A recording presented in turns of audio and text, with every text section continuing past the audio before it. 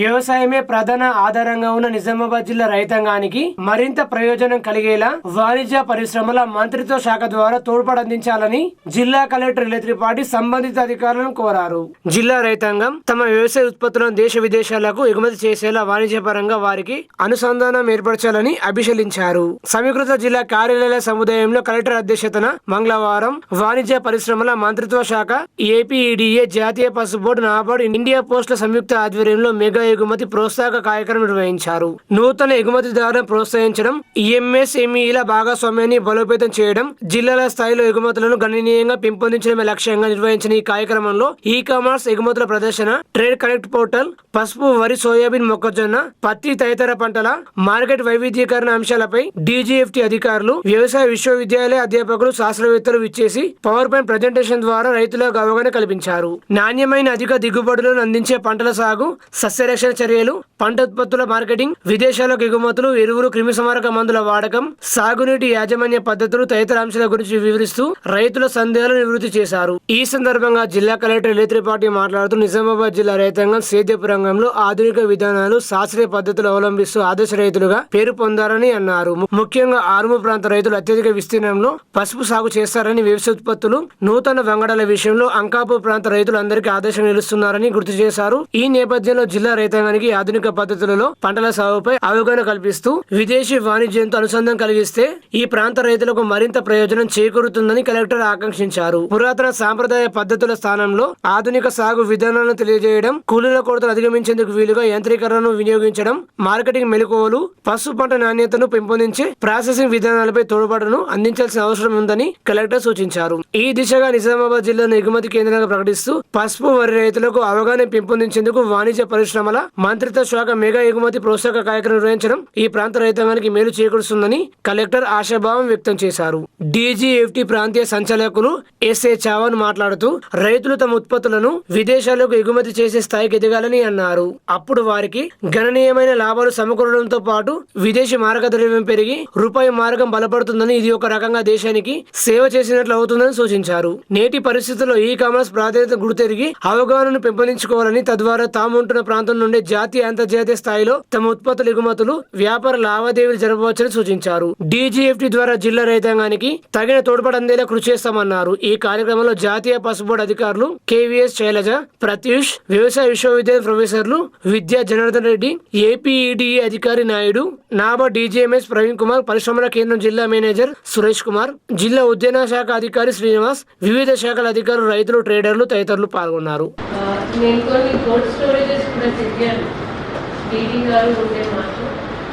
But ఒక్కొక్క నెలకి అంటే ఒక్కొక్క బ్యాగ్ చొప్పున 14 రూపాయలు మీరు కట్టాల్సి వస్తుంది.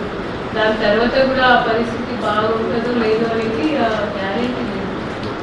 मतलब कोल्ड स्टोरेज में वो रखते हैं, आ रहे हैं एक एक बस्ता का, एक एक केजी का, उन्हें कम से कम 3 महीने का लॉकिंग पीरियड देना होता है. बस्ते का 10 से 14 रुपये खर्च पड़ता है और वो सारा खर्च किसान ही बेयर करता है. तो अगर देखिए हमारे किसान काफ़ी प्रोग्रेसिव हैं, स्पेशली आपको अंकापुर अगर आपको टाइम मिले तो कभी विजिट करें वहाँ पर. वो एक्चुअली गांव जैसा लगता नहीं है. ఇప్పుడు మనం ప్రతిరోజు చూసే న్యూస్ల్లో 2 కామన్ న్యూస్లు ఏంటంటే, ఒకటి రైతు నష్టపోతున్నాడు, ఆత్మహత్య చేసుకుంటున్నాడు, పంట వండుతలేదు, పంట నష్టపోతున్నారు. సరే అని పంట మంచి పండించిన తర్వాత ఏమవుతుంది, రేట్ ఉండదు. యాజ్ యూజువల్ ఇదైతే ప్రతిరోజు న్యూస్. ఇది ఇంకొక న్యూస్ ఏంటంటే కల్తీ ఫుడ్ తింటున్నారు, అనారోగ్య పాలవుతున్నారు. ఇది ఇంకొకటి. ఈ 2 న్యూస్లు ప్రతిరోజు ఉండేటివి. సో ఈ రెండింటిని కామన్గా సాల్వ్ చేయాలంటే ఏం చేయాలి, మంచి తిండి తినాలి, రైతుకి మేలు జరగాలంటే వాళ్ళ దగ్గర మనం కొనాలి, అంతే కదా. సో మా మమ్మీ డాడీ ఎట్లాగో రైతులే కాబట్టి వాళ్ళు పండించిన పంటని మేము దానికి కొంచెం వాల్యూ యాడ్ చేసి అమ్మితే కన్జ్యూమర్ ఎట్లా ఉంటాడు, అదే కల్తీ లేకుండా మంచిది దొరుకుతుంది, నేను అది కొనుక్కొని తింటా అనుకుంటాడు కదా. సేమ్ అట్లనే నాకు సోషల్ మీడియానే ఒక వెపన్ లాగా అయ్యింది. నేను అంతకుముందే ఒక కాంటెంట్ క్రియేటర్ కాబట్టి ఒక జస్ట్ ఇందూర్ ఫార్మ్స్ అని ఒక పేజ్ క్రియేట్ చేసుకొని ఇట్లా మేము పసుపు పండించినాము, పసుపుని పొడి చేసి పంపిస్తాము ఇంటికి, కొనుక్కోవాలనుకున్న వాళ్ళు ఈ నెంబర్కి మెసేజ్ చేయండి అని చెప్పిన. ముఖ్యమంత్రి రేవంత్ రెడ్డి నేతృత్వంలోని కాంగ్రెస్ ప్రభుత్వం మహిళా సాధికారతకు పెద్దపీట వేస్తుందని 24వ వార్డు కౌన్సిలర్ రవిగౌడ్ అన్నారు. ఆర్మూరు మున్సిపల్ పరిధి మామిడిపల్లిలో కౌన్సిలర్ రవిగౌడ్, కాందేశ్ ప్రశాంత్, పోచంపల్లి శ్రీను మహిళలకు ఇందిరా మహిళా శక్తి చీరలు పంపిణీ చేశారు.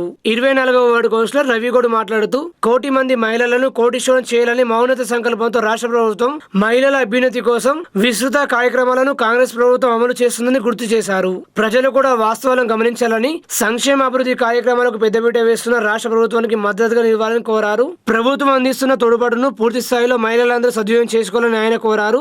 మరో 10 రోజుల్లో అర్హులైన మహిళలందరికీ ఇందిరమ్మ చీరలు పంపిణీ చేస్తామన్నారు. ఈ కార్యక్రమంలో మహిళలు తదితరులు పాల్గొన్నారు.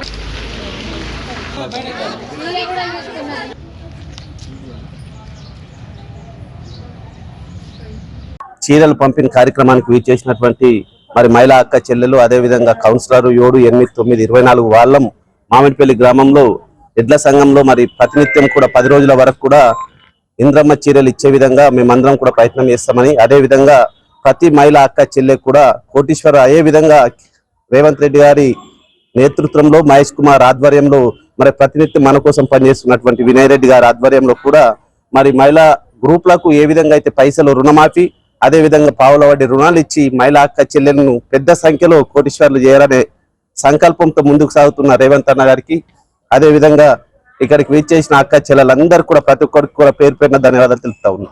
వడదెబ్బ తగలకుండా జిల్లా ప్రజలు తగిన జాగ్రత్తలు పాటించాలని డిఐఓ డాక్టర్ అశోక్ సూచించారు. ఆర్మూరు పట్టణ సామాజిక సేవకులు జాతీయ రహిత పట్టణ తులసి రూపొందించిన వడదెబ్బ తగలకుండా తీసుకోవాల్సిన జాగ్రత్తలు గల కరపత్రాన్ని ఆర్మూరు పట్టణంలోని ఎల్కే ఆసుపత్రిలో డిఐఓ డాక్టర్ అశోక్ ఆవిష్కరించారు. ఈ సందర్భంగా ఆయన మాట్లాడుతూ వడదెబ్బ తగలకుండా తగిన జాగ్రత్తలు తీసుకోవాలని, తగిన ఆరోగ్య సూత్రాలు పాటించాలని సూచించారు. డిస్ట్రిక్ట్ ఇమ్యునైజేషన్ ఆఫీసర్ ఎల్కే హాస్పిటల్ డాక్టర్ అశోక్ గారికి ప్రత్యేకంగా ధన్యవాదాలు. ఈ వేసవి కాలంలో సన్స్ట్రోక్ వల్ల ఎంతోమంది ప్రజలు ఎఫెక్ట్ అవుతున్నారు కాబట్టి ఆ ఉద్దేశంతో సార్ గారి యొక్క సందేశము ప్రజలందరూ విని సార్ చెప్పిన సూచనలు తప్పకుండా పాటించి ప్రాణాలను కాపాడుకోవాలనే ఉద్దేశంతోనే ఈ అవగాహన కార్యక్రమం ఏర్పాటు చేయడం జరిగింది. సో గతంలో కూడా 10 years నుంచి ఎక్కడైతే ఈ విలేజెస్, ఈ గ్రామీణ ప్రాంత వాసులు చిన్న చిన్న చిరు వ్యాపారులకు ఉచితంగా నేను వైరస్ ప్యాకెట్ ఇవ్వడం జరుగుతుంది. ఈ సామాజిక సేవల భాగంగా నా వంతు సేవలకు సార్ గారు కూడా ఎప్పుడు మాకు సహకరిస్తారు కాబట్టి సార్ గారికి కూడా ప్రత్యేక ధన్యవాదాలు. ఈ పాంప్లెట్స్ ప్రతి ప్రైమరీ హెల్త్ సెంటర్లో కాలనీలో ఉంచబడుతుంది. దాంట్లో ఉన్న పాయింట్స్ ఎడ్యుకేటెడ్ వాళ్ళు వేరే వారికి అవగాహన కల్పించి ఈ సన్ స్ట్రోక్ ఎఫెక్ట్ కాకుండా చూసుకోవాలని నా యొక్క మనవి. 6 గంటల వరకు అట్లా స్టార్ట్ చేసి 10 గంటల లోపు ముగించేసుకోవడము. ఇంతకుముందు అయితే 12 వరకు కూడా చెప్పేవాళ్ళం, కానీ ఇప్పుడున్న ఉష్ణోగ్రతల వల్ల 10 వరకు ముగించుకుంటే బాగుంటుంది. అలాగే సాయంత్రం 4, 4:30 తర్వాత సాయంకాల పనులు మొదలు పెట్టుకోవాలి. 10 గంటల నుంచి 4 గంటల వరకు సాయంకాలం లోపు 4 గంటల వరకు ఇంటి పట్టునే ఉండి, ఇంటి పట్టున ఉన్నా కూడా వేడి సెగ ఎక్కువగా తగులుతుంది కాబట్టి ఇంటి చుట్టుపక్కల కూడా వీలైనంత వరకు మనకి చల్లనీళ్ళతో కూడిన మన విండోస్కి ఈ కర్టెన్స్ తగ్గించి చల్లనీళ్ళు చల్లుకోవడం ద్వారా కొంత చల్లదనం ఉండే అవకాశం ఉంటుంది. కంపల్సరీగా మనకి డైలీ 3 నుంచి 4 లీటర్ల నీరు తీసుకోవాలి. ఈ 4 లీటర్ల నీరు తీసుకునే దాంట్లో ముఖ్యంగా కొబ్బరి నీళ్ళు, నిమ్మకాయ నీళ్ళు, అలాగే ఓఆర్ఎస్ ద్రావకాలు ఉండేటట్టు చూసుకోవాలి. మరియు ఒకవేళ జ్వరం కనుక వచ్చి వాంతులు కనుక అయితే ఇమీడియట్గా మనిషిని దగ్గరలో ఉన్న ప్రాథమిక ఆరోగ్య కేంద్రానికి కానీ హెల్త్ సెంటర్ కానీ షిఫ్ట్ చేయాలి.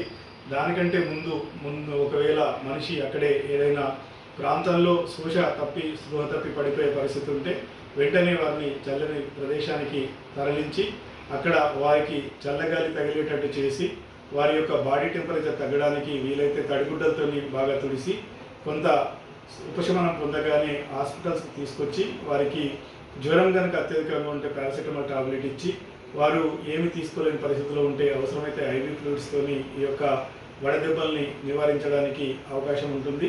ముఖ్యంగా ప్రజలందరూ కూడా ఎక్కడ బయటకు వెళ్ళినా కూడా చల్లని పలచని దుస్తులు వేసుకోవడానికి ప్రయత్నం చేయాలి, కాటన్ దుస్తులు వేసుకోవడానికి. అలాగే వారు ఎక్కడికి వెళ్తున్నా కూడా వెంబడ మంచినీళ్ళు, ఓఆర్ఎస్ ద్రావకాలు ఉండేటట్టు చూసుకోవాలి. ముఖ్యంగా పిల్లల్ని చాలా జాగ్రత్తగా కేర్ఫుల్గా చూడాలి. నిజామాబాద్ జిల్లా కేంద్రంలోని ఎన్టీఆర్ చౌరస్తాలో ఆర్ఎస్పీ పార్టీ ఆధ్వర్యంలో పెంచిన పెట్రోల్ డీజిల్ ధరలను నిరసిస్తూ నాయకులు ఆటోకు తాడుకట్టి లాగుతూ నిరసన వ్యక్తం చేశారు.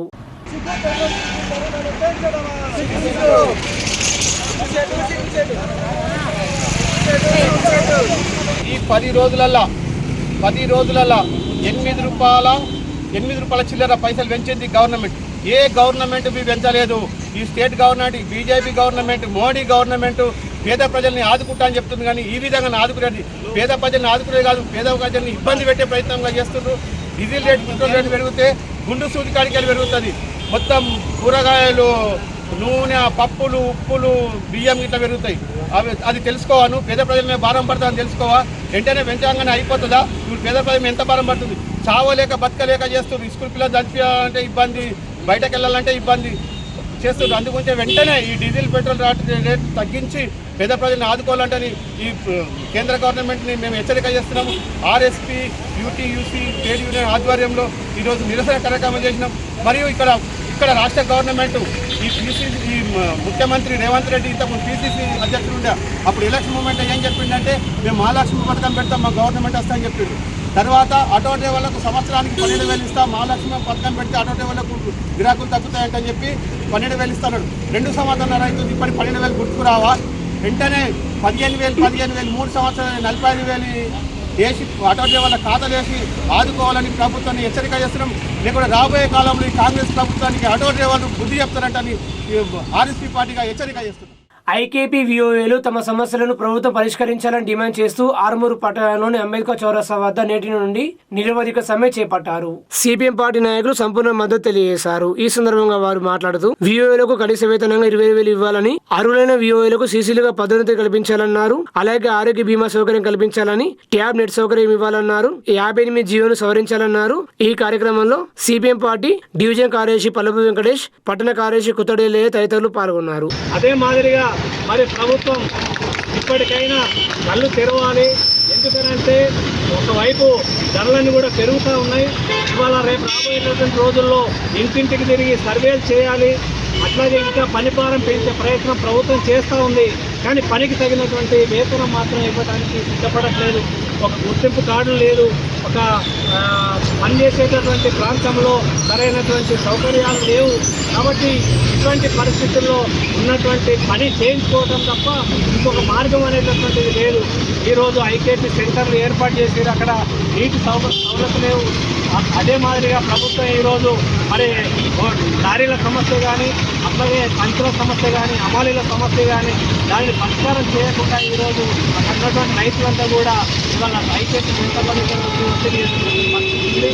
మరి ఇంత పని చేసినా కనీసం గుర్తించుకుందంటే గుర్తింపు కూడా లేనటువంటి పరిస్థితి ఉంది. అందుకోసం ప్రభుత్వం ఇప్పటికైనా మరి ఆలోచించి ఈఓఏల సమస్యలను పరిష్కారం చేయాలని, పరిష్కారం చేసే వరకు మీరు ఈ రకంగా పోరాటాన్ని కొనసాగించాలని, ఈ పోరాటంలో సిపిఎం పార్టీగా, సిఐటీగా ఎల్లవేళగా అండగా ఉంటాం. మీకు చేసేటటువంటి పోరాటంలో మేము కూడా భాగస్వాములం అవుతామని చెప్పి తెలియజేస్తూ ముగిస్తాం. వేల్పూర్ మండలం పచ్చనలగూడ గ్రామంలో పోలీస్ శాఖ ఆధ్వర్యంలో మన ఊరు మన భద్రత మన బాధ్యత కార్యక్రమాన్ని నిర్వహించారు. ఈ కార్యక్రమానికి ముఖ్య అతిథిగా ఆర్మూరు సిఐ జాన్ రెడ్డి, ఎస్ సంజీవ్ ఇచ్చేసి మాట్లాడుతూ ట్రాఫిక్ నియమాల పట్ల అవగాహన కల్పించారు. అదే విధంగా ప్రజలు సైబర్ నేరాల పట్ల అప్రమత్తంగా ఉండాలని, యువత గంజాయికి మత్తు పదార్థాలకు దూరంగా ఉండాలన్నారు. స్మార్ట్ ఫోన్లలో ఏవైనా ఏపీకే ఫైల్స్ వస్తే వాటిని టచ్ చేయవద్దన్నారు. అలాగే గ్రామంలో సీసీ కెమెరాలు తప్పనిసరిగా ఏర్పాటు చేసుకోవాలన్నారు. ఈ కార్యక్రమంలో సర్పంచ్ నర్సయ్య, ఉప సర్పంచ్ రఘుపతి, గ్రామాభివృద్ధి కమిటీ సభ్యులు తదితరులు పాల్గొన్నారు. అక్కడ స్క్రీన్ షాట్ అక్కడ రిఫ్లెక్ట్ ఉంటుంది. వాడు స్క్రీన్ షాట్ కొట్టేసి పెట్టుకుంటాడు. మనం అప్పటిదే చూసి కట్ చేస్తాం. కంటెంట్ ఉంది, అన్సెన్ కంటెంట్ ఉందని చెప్పేసి కట్ చేస్తాం. కానీ ఆ స్క్రీన్ షాట్ తీసేసుకొని పెట్టుకొని మళ్ళీ అగైన్ ఒక 10 నిమిషాల తర్వాత 15 నిమిషాల తర్వాత ఆ స్క్రీన్ షాట్ అనేది మీకే ఫార్వర్డ్ చేస్తారు. ఫార్వర్డ్ చేసేసి వాళ్ళు ఏం చేస్తారంటే, ఇగో నేను నాతో అమ్మాయి తోటి మాట్లాడినా కాబట్టి ఇప్పుడు నేను ఈ ఫోటోను వేరే అందరికి షేర్ చేస్తా, మీ గ్రూప్ లో ఉన్న మీ విలేజ్ లో సర్క్యులేట్ చేస్తా, నేను అడిగిన డబ్బులను ఇవ్వకపోతే. అప్పటికి మనం ఏమనుకుంటే అప్పటికి మనకు రెప్యుటేషన్ ఉంటుంది గ్రామం లోపల. అందరి ఈ యొక్క అంశం తెలిస్తే పరువు ఎక్కడ పోతుందన్న ఉద్దేశం కొద్దీ మనం ఏం చేస్తామంటే అప్పటిదప్పుడే, అది ఎవరికి చెప్పం అప్పుడు ఆ టైం లోపల మన పరువు మన ముఖ్యం అంతే. ఇక వాడు అడిగిన డబ్బులు 50,000 అయితే 50,000, 1,00,000 అయితే 1,00,000 ఈ విధంగా కొట్టడం జరిగింది. ఈ అంటే ఆ సంఘటనలు కూడా మన మండలంలో జరిగినవి. సో అన్నోన్ నెంబర్స్ అంటే మన గుర్తు తెలియని నెంబర్ నుంచి వీడియో కాల్స్ వాట్సాప్ సంబంధించిన కానీ ఏదన్నా వస్తే కూడా దయచేసి మీరు ఎవరు కూడా లిఫ్ట్ చేయకుండా ఉండండి. ఇదొకటి మన ఈ రోజు ఆ కన్సిక్వెన్స్ ఆ టైం లోపల వాడు ఏం చేస్తాడంటే రాత్రి కూడా తీస్తాడు 9 గంటలకు 10 గంటలకు రాత్రి. మనకు అప్పటికే నిద్రలు ఉంటాం, అయిపోతుంది.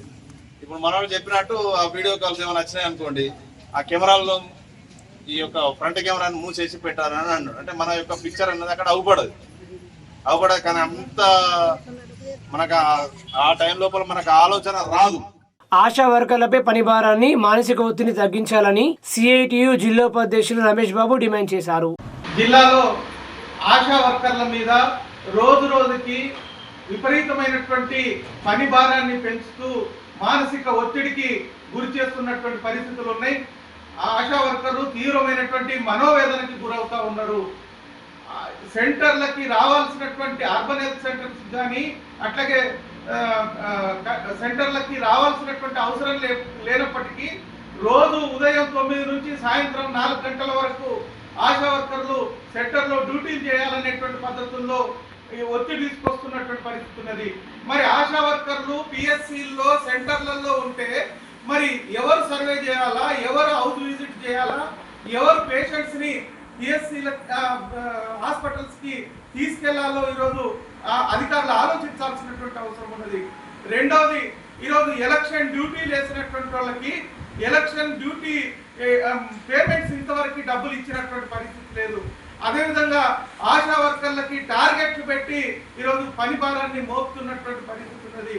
ఈ రకమైనటువంటి వేధింపుల్ని మానుకోకపోతే రాబోయే కాలంలో ఆశా వర్కర్లతోటి పెద్ద ఎత్తున ఆందోళన చేయాల్సి వస్తుందని సిఐటిగా హెచ్చరిస్తా ఉన్నాం. ఆశా వర్కర్ల పైన పని భారాన్ని తగ్గించాలా, పెరుగుతున్న ధరలకు అనుగుణంగా కనీస వేతనం 26,000 రూపాయలు ఇవ్వాలని, ఆశా వర్కర్లకి ఉద్యోగ భద్రత కల్పించాలని, పిఎఫ్ ఈఎస్ఐ సౌకర్యాలు అమలు జరపాలని రాబోయే కాలంలో ప్రభుత్వం ఈ కనీస వేతనాలు అమలు జరపకపోతే పెద్ద ఎత్తున పోరాటానికి సిద్ధపడాల్సి వస్తుందని హెచ్చరిస్తా ఉన్నాం. కేంద్ర ప్రభుత్వం పెంచిన పెట్రోల్ డీజిల్ ధర నిరసిస్తూ ఆర్మూరు పట్టణంలోని అంబేద్కర్ చౌరస్తాలో సిపిఎం పార్టీ ఆధ్వర్యంలో కేంద్ర ప్రభుత్వ దిష్టిబొమ్మ దగ్ధం చేశారు. ఎనలేని భారాలు ఇలా పడడం జరుగుతున్నది. ఇలా ఈ పెట్రోల్ డీజిల్ ధరలు పెంచడం వలన మరి నిత్యావసర సరుకుల మీద ట్రాన్స్పోర్ట్ ఛార్జీలు విపరీతంగా పెరిగి మరి తీవ్ర గురి అవుతున్నారు. మరి ఇలా పాల ప్యాకెట్ కాడి నుంచి మొదలు పెడితే లాస్ట్కు పిల్లలు తినే చాక్లెట్ వరకు కూడా మరి ధరలు పెరిగి విపరీతంగా మరొక పక్కనేమో పని చేసుకుందామంటే పని దొరకలేదు. మీరే చెప్పారు అయ్యా సంవత్సరానికి 2 కోట్ల ఉద్యోగాలు ఇస్తామని చెప్పారు. మరి 12.5 సంవత్సరాల్లో మరి ఇప్పుడు ఎన్ని కోట్ల ఉద్యోగాలు ఇచ్చిండ్రు ఇలా ప్రభుత్వం ప్రజలకు చెప్పాల్సినటువంటి అవసరం ఎంతైనా ఉన్నది. ఏదైతే పెంచినటువంటి పెట్రోల్ డీజిల్ వంట గ్యాస్ ధర నిత్యావసర సరుకులు మరి తగ్గించేంత వరకు ప్రజలందరూ మమేకం చేసి పోరాట బాట చేయాల్సినటువంటి ప్రజల మీద ఉందని సిపిఎం పార్టీగా కేంద్ర ప్రభుత్వాన్ని హెచ్చరిస్తున్నా. తగ్గించేంత వరకు పోరాటాలు ఆగాయని తెలియజేస్తుంది. రోజు ఇక మాకేం సంబంధం లేదు, ప్రజల మీద భారాలు వేయటమే మా పని అనే పద్ధతుల్లో ఈరోజు పెట్రోల్ డీజిల్ ధరలు మరి పెంచి ఈరోజు సామాన్య ప్రజల యొక్క నడ్డి విరిసే విధంగా వ్యవహరిస్తున్నటువంటి తీరు ఉంది.